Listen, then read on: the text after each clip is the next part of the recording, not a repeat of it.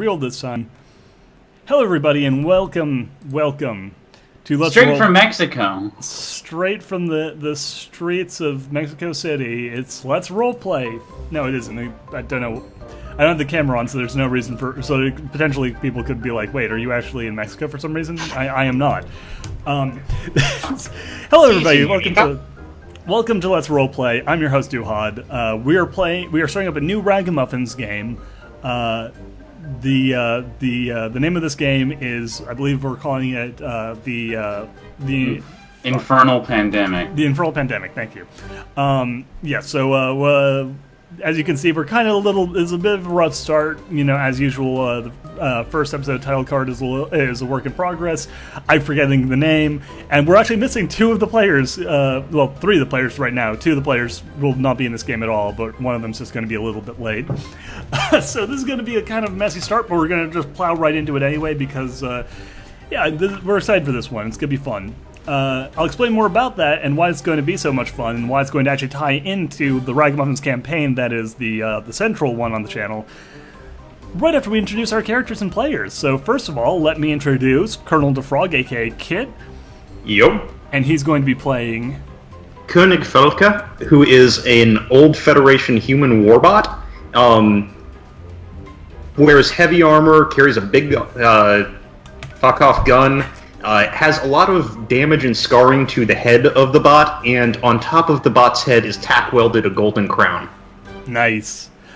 He is a murder bot, and he is also a dropship pilot flying Felka's Fokker, which is going to be the ride for the party. Excellent. Next, I'm just going in order of like how I'm seeing you on Skype. So next, it's Belial. Hi. And who are you playing, Belial? I'm playing Moray Steadfast, although you can just call them Moray. They are a Rig Titus male, and they are essentially a big stealthy sniper boy. For this mission, has had his armor painted a Arctic white color, and he usually carries around his sniper rifle and his and wears a bandana on his head. Nice. Next we last for right this very second we have Winter. Hello, and I am playing CJ, the humanish looking cyborg, who knows a lot about weapons and a lot about technology, not too much and he's learned a bit from what he's played video games on, but he's cool, I hope. Excellent. And joining us probably before too long, we're going to have Morath, aka Graham, playing as Admiral Harvey in AI Corps, with his companion Winifred. Sorry, I had to open up the character sheet. Winifred, who will introduce both of them when he's actually around, but he's going to be in the game. And we're also missing, but going to have in the game in the next in the next session, hopefully, Bean, who you might remember from the last Ragamuffin spin-off game. This time playing Tack, who is going to be a scav mechanic. And we're also going to be introducing to the channel someone named Badger, who is going to be playing an Uluru psychic, whose name I forget off the top of my head, but it's like Nana or Nani or something like that. Anyway, Nadia, that's it. Probably. Anyway, April's forgetting all the names. Yeah, but we're gonna get all those characters in later on as they appear. Like I said, Morath Graham is probably going to be here later in this session. He's just out for a bit, but the other two, due to scheduling conflicts, will not be here for this first session, but will be in future sessions. So the party's going to expand significantly as we go on. Having said we have none of our flesh. Yeah, having said all of that, let's get into this thing. So, all of your characters. Actually, let me just remind myself real quick. So, the characters we have right now are specifically a. Let's see here. We have Rig Titus. We have a. Where do you, Kit? Where are you? Murderbot. Murderbot, right? Murderbot, and a human cyborg. So and the blurred line between a robot and a human. Yeah. So all of you have are basically working for a mercenary group. Like, you've been hired by a much larger group to deal with a situation, but you haven't really been filled in too much on the details yet. And as you guys are getting ready to go up, you see that your mechanic, Tack, is busy working on the Aluru's ears. She has mechanical ears, but they're currently malfunctioning and giving her a horrible headache as they send feedback into her head. So that's like me the other day. So you leave those two behind for now in order to make sure that your psychic isn't constantly dealing with a migraine, because that's not a good thing. Especially for a psychic. Yes. And meanwhile, you're... especially for an Aluru. Yeah, and, both are bad. Yes. Admiral Harvey... Is this Mass Effect 1? Oh, God. Ah. But yeah, in your AI core buddy, who will not shut the fuck up about how they're an AI core, which is kind of a dangerous thing to do, but they do it anyway, is also staying behind, at least for right now, because they insist that they understand this stuff. They are a medical professional and a highly skilled one at that, so they're gonna help direct, the scav in his work. Tech is a guy in his work while he works on the Illudrid's ears. The rest of you, though, have docked with a large spaceship called the Retribution, which is... It's not like any spaceship you've ever really seen before. It's enormous. It's not a capital ship, but it's at least a large, battleship. And its design is very uniquely... kind of Luru-ish. It's got a lot of spiky bits, a lot of big swooping blade-like elements that make it clear this thing is designed to be rammed into other ships, which not something you usually see on something this large. But that's fucking metal. Yeah, it's metal shit, and adding to that metal quality, it on its side is a giant white painted skull. Like an Aluru skull with an extra pair of eyes and mandibles. That's fucking metal. Yeah. So this thing is the baddies. Yeah, the thing is like weird and creepy. Like, it looks like a pirate ship, but when you actually get on it, rather than looking like a dingy, pirate vessel, it's actually very clean, very efficient. There's a lot of people walking around in nice, clean uniforms. And along the walls, there's all these posters and little little TV sets. Playing loops of recruitment videos. There's one you see as you're walking through the hallways, where this red Aluru is, in a crisp uniform, is saluting and talking about how, when I decided to, when me and my tribe joined up, we served our term and were given, new colony rights on a planet with, new prefab buildings provided to us. You too can find yourself, can help establish a new home, free from, the pressures of the homeworld by serving today. Talk to your recruiter. So what you're saying is they're essentially saying, would you like to know more? Join the Panda Infantry. Basically, yes. But very specifically, they're on their own warship. Yes. They're really selling the shit out of this stuff, and you actually notice that a lot of the people on here are actually fellow mercenaries and fellow contractactors, and you guys aren't really being bothered yourselves, but you notice that whenever Chiron or Luru, or groups are walking around, blue uniform people walk over to them with big smiles and start talking about hey, you're doing this work for us, but did you know that there are benefits to joining up permanently? Oh, God. Okay. Yeah, so you kind of get the feeling that you're almost in a this is almost more of a giant recruiting tool rather than an actual warship, despite its design. But you guys aren't getting bothered too much, mostly because people don't seem to really particularly want to go and talk to the giant, killbot, the human-looking killbot, or what is he, a Shaman or a human-looking killbot? He's a human-looking killbot, because he's got the German name. Right, the human-looking killbot, okay, so the what is the closest blue uniformed-looking bear? Well, there's both Chirons and Or bears Chiron. here. There's a little Chiron man who looks like he's like he's like actually like rifling through papers as you come closer to him. Tap on shoulder. April, yes. Is it Eldoric? Eldorlic that's being spoken here? The Chiron lingua franca? Oh god, yeah. Yeah, like primarily. Or are we just going to speak Hochnassig? Well, no, that's the Atlas language. No, like no. They're speaking a number of languages, but yeah, when you tap the guy on the shoulder, he turns and looks at you and goes, "Oh, hello.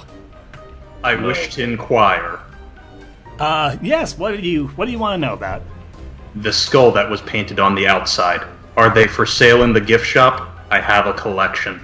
Yes, we have many skulls, and he points to. There actually is a gift shop. Like there is actually a little gift shop, which is just like full of memorabilia with the that same logo painted on it, and as well as like T-shirts that says "I served you," and served the head you shakes back and forth with a squeak. No. Not did I service you? It says did I served.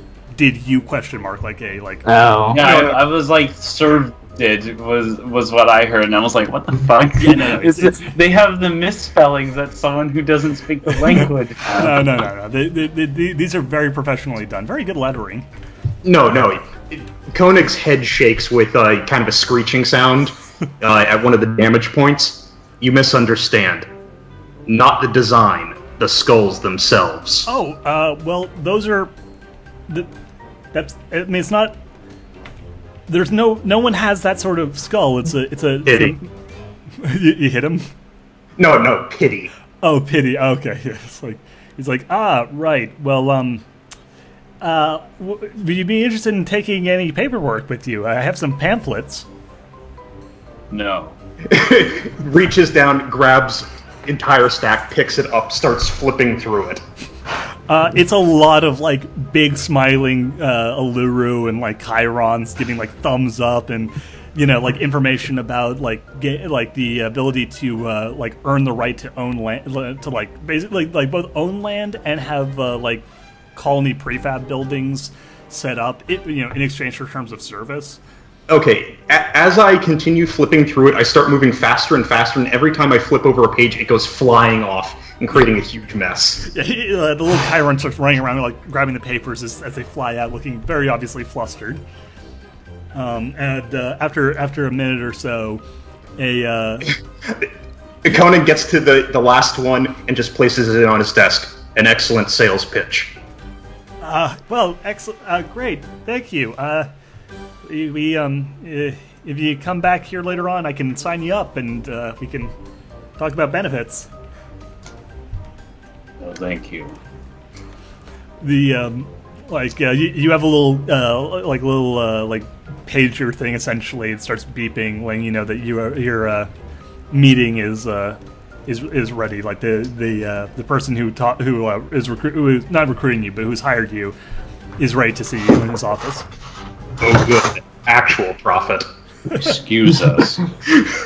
Excuse us for a moment. We must step out into the other room. Yeah. He's like, "Oh, of course. Good luck." And as you leave, he starts putting the pages back together, trying to get back to a place where it's like at least presentable looking.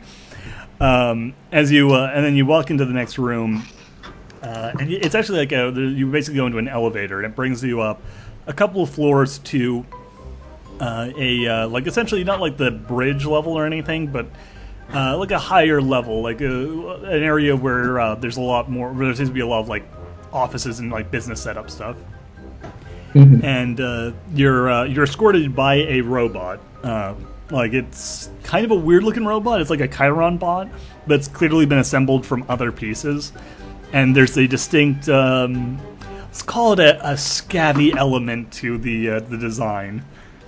And that it's like one of its legs is clearly slightly longer than the other, so it kind of hobbles a little bit as it walks. But it is as you go, it says, "Right this way, please," and leads you to a big set of faux oak doors, like faux wooden doors, and kind of like takes them, and they look like they'd be pulled out, but he instead takes them, turns the knobs, and slides them open, revealing a like a big for an Uluru, like a red Uluru, sitting behind a desk, like looking through a Manila folder, or like a space Manila folder, and as you enter, he slides all the pages back into the folder, closes it, and gives you a warm smile, like it's an Uluru, and like he's fucking gritting its teeth. Yeah, it's giving like this like weird, like toothy, predatory smile. But in Uluru culture, it's considered a relatively warm gesture. It's like it's like when a dog smiles, and it's like, oh, that's cute. You're showing me all your creepy teeth. Yeah. I brighten my eyes in response. Hello. Greetings. Hello. How are you doing? Long flight? Yes. Not very. Okay. Pressure. The pressure finally is equalized from within my suit and the outside. Oh, you're. That's right. You're not a robot. He looks down like the paneling where you can actually see the rig titus inside. Rig titus, for those who are not in the know, are basically little fish creatures living in like musculoid creatures. Not very little. Yeah, well, not very little, but like think of big octopi. Yeah, think a giant octopus inside of a glass bowl inside of a giant robot suit.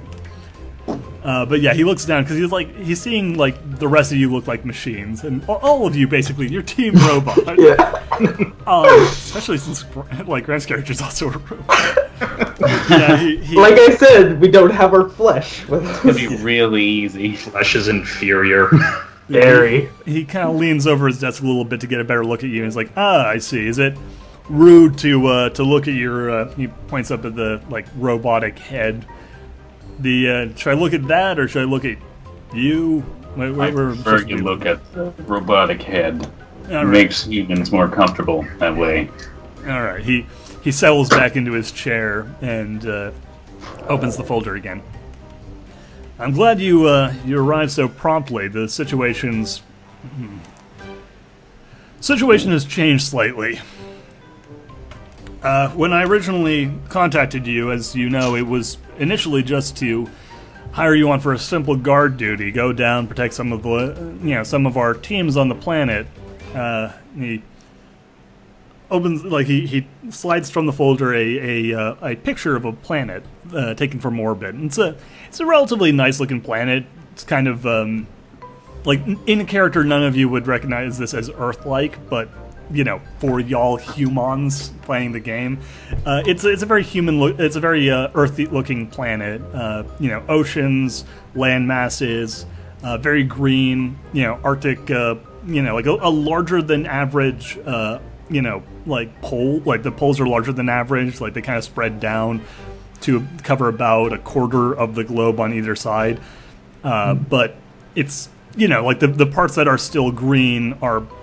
Still green. It's like early Ice Age looking Earth, essentially. So it's a chilly garden world. Exactly. And there's also a couple of pictures kind of like taped inside of that, like onto the main one of like pictures of like there's some like small villages along riverbanks. There are coniferous, not carnivorous, forests of like pines surrounded by mist and snow.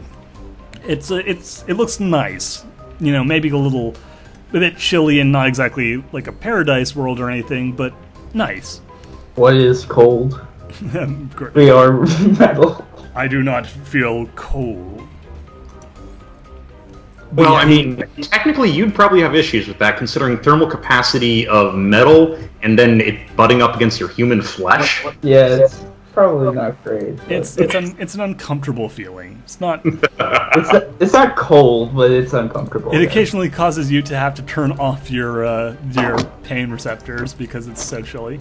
Yeah, and you have to complain about the heat all the time as if you're a little child, and then. Yes. But as you're... I'm cold, Kara. God. The worst. I'm hungry. I'm hungry. Despite never eating. Yeah, but anyway, so he's like he's like, as you as I mentioned before, the planet is currently suffering from a bit of a medical situation. And he pulls out another folder and shows you basically piles of bodies being burnt. All of which you notice, like, all the pictures of the locals are all white Uluru. Uluru being little panda people, white Uluru being ones that look a little bit more like polar bears, versus red Uluru that look more like red pandas. He says, plague's been kind of spreading out of control, and our security teams on the ground have been reporting increasing issues with locals being uncooperative. They, well, you know how white Uluru can be. They, get these crazy ideas in their heads that, we're not trying to solve the problem, but instead are somehow responsible for it, and so they start getting violent and aggressive and angry. He throws up his hands. White Uluru, what are you going to do? How expendable are they? If it was up to me, very. As is, the planet is technically within our jurisdiction. We can't actually be seen playing favorites. If we don't allow this, if we don't take care of our people down, some of the people down there are down there because they originally signed up and we helped set them up here on this planet. So if we don't do anything to help them, it's going to look bad for us. And of course, if we start burning them all, then it's going to be an even worse look. So don't get caught. Yeah, ideally don't allow that. But here's the real rub, and this is why the situation is changing. In addition to the locals getting more and more problematic and starting to cause us more and more problems, you guys know anything about a group out in the mid-rim called Atlas? Koenig points to his face. Right. Vaguely. Yes. Right. Well, for the vaguely there, let me lay out the basics for you. Atlas is a humans. Yes. Basically, people in Atlas people, even for humans in general, can be a little bit up their own assholes. But people in Atlas, they really just seem to live up there. They think that humanity is the greatest thing since, existence. And they're more than willing to, try and prove that through whatever means necessary. And luckily for us, they usually, keep themselves to themselves, for the most part. At worst, they send out some mercenary groups to, run recon or, run errands or whatever, but Atlas themselves don't get involved that often. They like to keep themselves to their own little private, garden. But recently, and he pulls out a picture, and it's actually, for those of you watching at home, it's a picture of essentially the guy on the cover, on the title card. For those of you in the call, it's the guy in the title card image. Yes. And he says, recently, this charming individual popped into our radar, and goddamn, I forgot to bring my laptop with all my notes on it. So I'm gonna have to try and remember his name, and if I end up forgetting it, then I'll have it corrected by next time. But anyway, he shows you a picture of this dude, and the picture is specifically actually pretty close to the title card. He's, marching through an area, burning stuff. However, what you're not seeing on the title card, but you are seeing in this photograph, is the white Uluru, burning to death in the flames that he's shooting out. Yeah, kids, you probably shouldn't put panda murder on. Yeah, you probably shouldn't have people melting on the title card of a YouTube video. But yeah, it's a pretty fucking graphic image, though. Honestly, given who all of you are, I don't think any of you are overly shocked by it. No. Yeah. But yeah, it's like some pretty gnarly looking stuff, and it says this charming individual is actually an Atlas native, one of their security officers, actually. We don't really have a lot of information on him, but apparently his name is. Give me a second, try and remember this. If I get it wrong again, I'll try and have it corrected by next time. But I believe it is Alberto Agrippa. Alberto Agrippa. He's one of their top security specialists. Yeah, the type of guy they don't exactly just send out for no reason at all.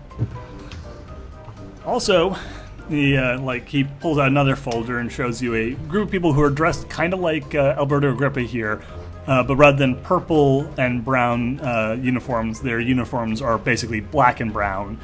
And instead of like where all the they still have the golden symbols, but rather than being the Atlas symbol of the human being lifting up a globe with the A at the center of it, it's actually a picture of like a dog's head. He's leading a group of mercenaries calling themselves the Hellhounds. This is a group Atlas uses when they need to get dirty work done and they want it done right. The Hellhounds are basically, how to put it, Atlas doesn't exactly let a lot of people into their system, but occasionally mercenaries who do good work for them, get an opportunity to earn citizenship. But they don't just mass allow these people in. Essentially, they look for the cream of the crop, and then they take them out of their original companies and put them into groups like the Hellhounds. So these Hellhounds are people who are trying to earn their citizenship to Atlas and are just about close enough that they're willing to do just about anything to, make sure they get it. And they are following this psycho bastard, so bad times. Bad times for us. Especially because they seem to be really interested in burning out villages, specifically villages. And he pulls out another photo, this time of a Wailuru wearing a medical smock. Visited by our, chief medical officer on the ground, Dr. Weiss. She's been on the planet pretty much since the start of this, since it started as an epidemic, and she's been, pretty busy trying to go from village to village helping people. And that's, good for her, good for publicity and all that, but not so good now that these, Atlas bastards are going around looking for her and torching anyone who's, even come in contact with her. Alright. Yeah. Like, and that kind of brings us to to what we want, and also to one last individual, and someone who I personally would love to have a conversation with. So he pulls out a last picture of a young woman wearing glasses and wearing a smock in the Atlas colors, and you can kind of see her in the background here of the title card. This is the Atlas specialist. We don't know a lot about her, but apparently her name is Primrose. She used to work for the Federation before she became part of Atlas. She's not with she's not specifically with the security forces, but she seems to be their, I guess medical expert. For whatever reason, she's, the one actually leading this thing in terms of, what they're actually trying to accomplish, and she's the one who knows what this is all about. Therefore, I want her brought to me.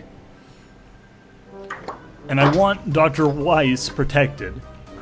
We don't know where Weiss is right now. We lost contact due to attacks by angry locals, and that's probably for the best, since it's preventing Atlas from being able to find her as well. But if they find her first, she's going to die, and we do not need our chief medical officer getting torched to death by a bunch of Atlas thugs.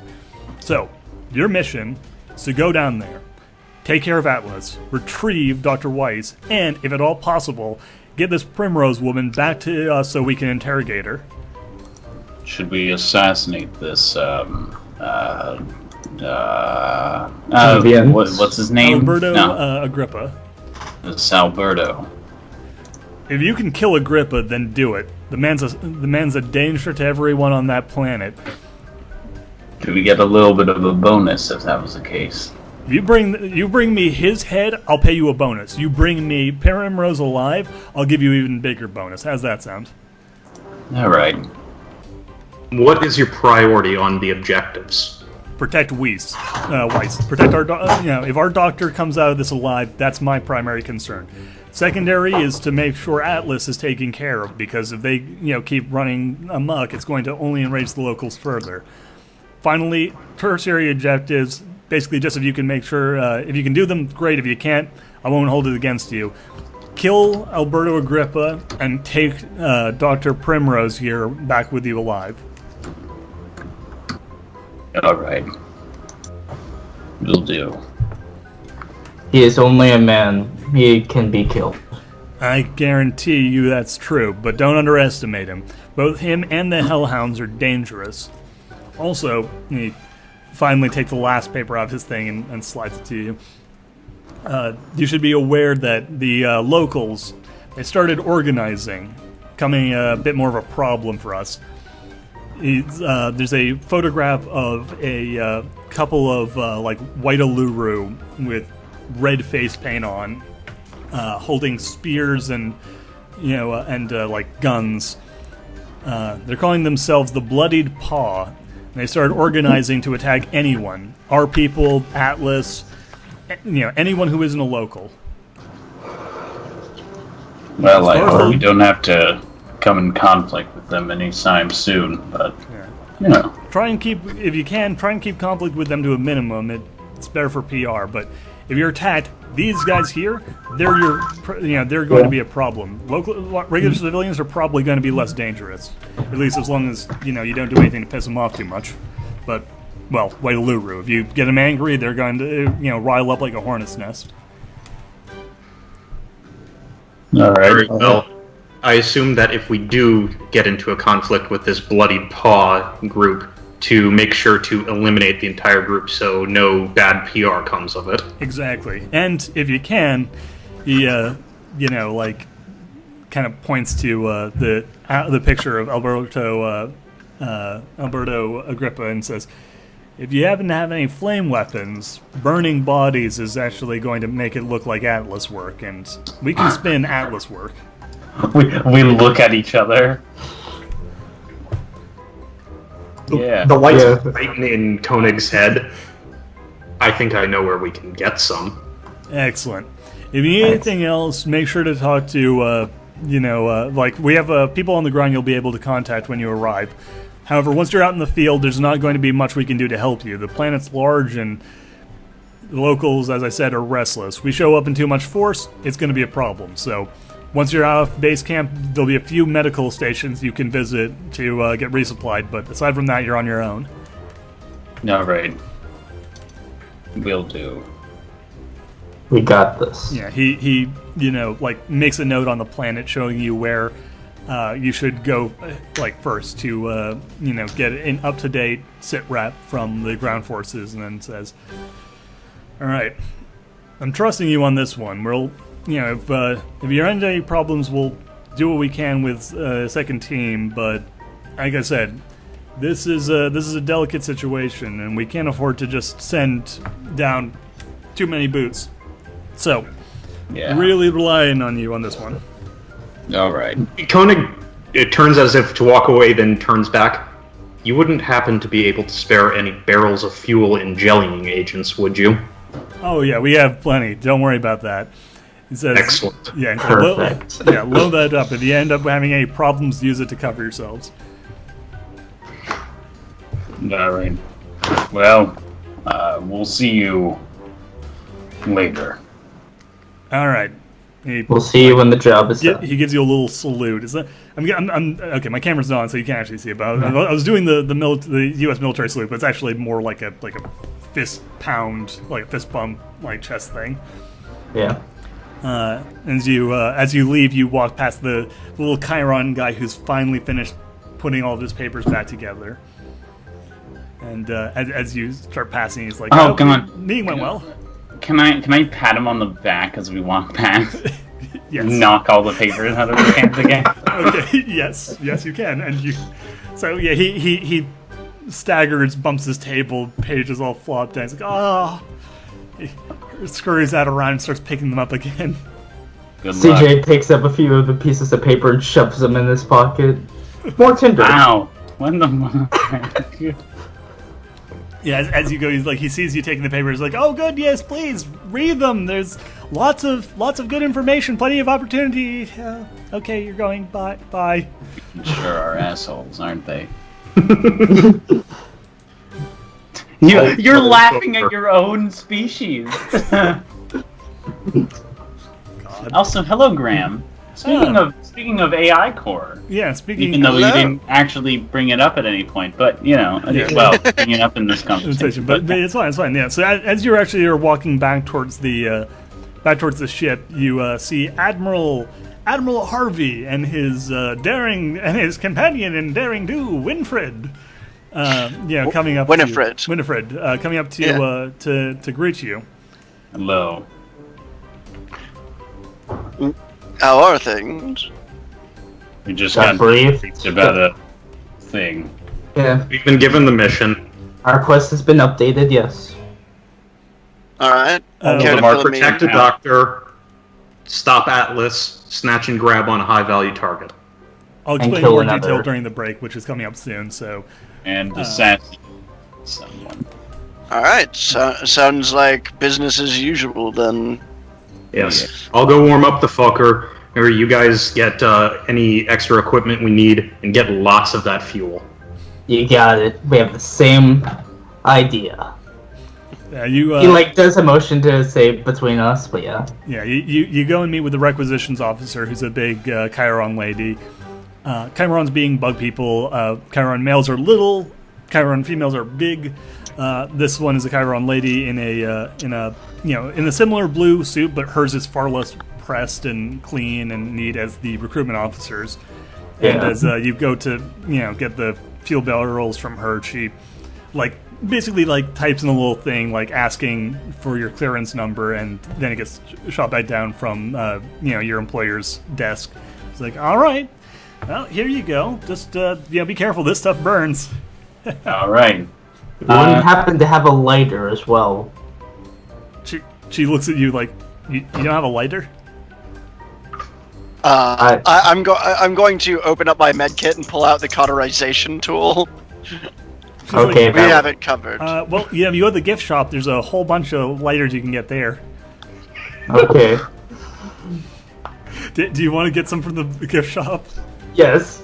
Okay, so you go up to the gift shop, and there's... Which one do you want? There's two specific types. There are the ones that are the cheaper ones that are basically an electronic Bic lighter that are just shaped like a Bic lighter, but with the logo, the skull logo on the side. And then there's the fancier ones that are actually shaped to look like they're shaped as the skull logo, and they have a little light that comes out the top. Oh, he needs 5 cheap ones. He's not just going to use one and use it over again. He's just going to burn and throw. Okay, so he's I wish I had money, because then I would just buy a survival kit, but I can't. So. That's fair, but yeah, you basically what happens is Winter's character, who is CJ, walks over to the store, grabs a box of one of the display racks of the lighters, puts it on the counter, is like this. Just points at it. The car behind it is okay, rings it up for you. Yeah. I imagine I would be the one carrying the fuel. Yeah, you're the biggest, so you'd probably be carrying it. Yeah. Actually, Admiral Harvey, how big are you? What does Admiral Harvey look like? I'm not too small, but I'm not exactly big. But the Alluru also has Winifred also has a strung back, so. Okay, but yeah, hold on, real quick. How? So yeah, Winifred's definitely helping out then, but. Tell me a little bit about Admiral Harvey, because we're interested in introducing your character now. So, what does Admiral Harvey look like? 1 second, technical. All right. So, essentially, Admiral Harvey is he's built inside of a security the basic security bot of a old Federation ship. It's definitely still looks like more form over function, but is also one of those that is definitely is reinforced in a lot of places and covered in prettiness, but also it looks like somebody, if it was meant to tussle with a human, the human would break their hand on it if they decided to punch it with a fist. Fair enough. So here's the thing: when everybody else, like is walking around, like there's some generally like nervous and not entirely, charitable glances that you're all getting due to the fact that you mostly look like humans and are rigged Titus. But when Federation bot here starts walking around, like those like side glances turn into just hostile looks. Like even some of the recruiters who are supposed to be like keeping a nice happy face the whole time, like can't hide like little twitches of like ooh, eh. I might think about getting a new color scheme. Yeah. But yeah, as you roll the rest of the barrels, and no one's doing anything. Even the mercenaries who are here, like, understand that they need to be on their best behavior, so no one's acting. But like, it's clear that if you're in basically any other situation, a lot of these people would love to, at the very least, start brawling with you. Like they would lose to beat the shit out of you really hard. Yeah. I'm actually going to turn to Winifred, and is there a reason that they are hostile towards this chassis? Yeah. So here's the thing, boss. A lot of people around here don't like the Federation so much, especially around these she points to all the blue uniform people. Well, these lot are kind of, sort of, not big fans. They really, really don't like you. Me neither. So, circumstances of one's creation do play a big part in such things. Yeah, if you want to put it that way, I'd say it's more along the lines of they just don't like you, because, you're Federation. Well, I didn't... She says this kind of loudly, and people are just, like, giving you the dirtiest fucking looks now. The Admiral just kind of, like, reaches up and scratches his, like, metallic chin. And then, like, gets an idea. And, right. Looks back down. There's hostility for what happened after I was deactivated. Yeah, a lot of people out here in the frontier really didn't like the whole invasion thing that happened. Yeah, a lot of long memories. It's been 200 years. Who even cares at this point? Like, and then ball of paper rigged flies Titus past staring down. I wonder what happened with the with the race that was genocided. Yeah, it's like the rigged Titus is like cracking his knuckles as he thinks about the fact that his species was almost like driven to the point of extinction by Federation mismanagement and active disinterest in their safety.